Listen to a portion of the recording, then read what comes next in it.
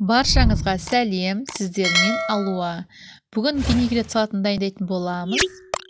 Видеомды өткізбей соңына дейін қарап, менің каналыма тіркеліп, жанында тұрған қоңырауша белгісін басуды ұмытпаңыздар.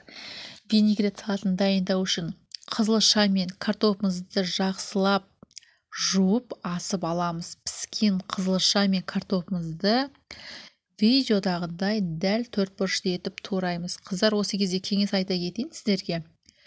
Мен көріп тұрғандарыңыздай ыстық күйде турап жатырмын. Сіздер суытып алып турасаңыздар болады. Дәл солай төртбұрышты етіп картопымызды тураймыз.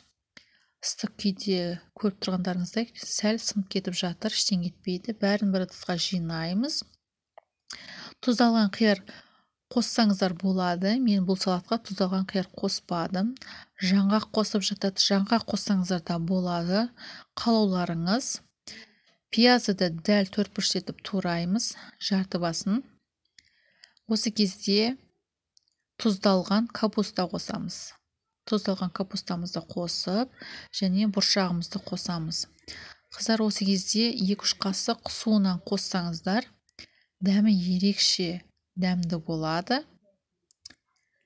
Укроп турап, укроп қосамыз. Укроп қоссаңыздар да болады, қоспасаңыз да болады.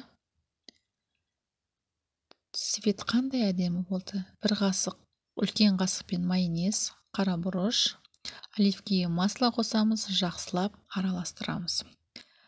Міне осылай қандай әдемі моншақтай болды салатымыз. Сіздерді осындай дәл осылай үйден жасап көріңіздер. Құрамында көкөністер витамин С бәрінде, яғни гемоглобин деп айтсаңыздар, қателеспейсіздер. Дайындап көріңіздер. Ас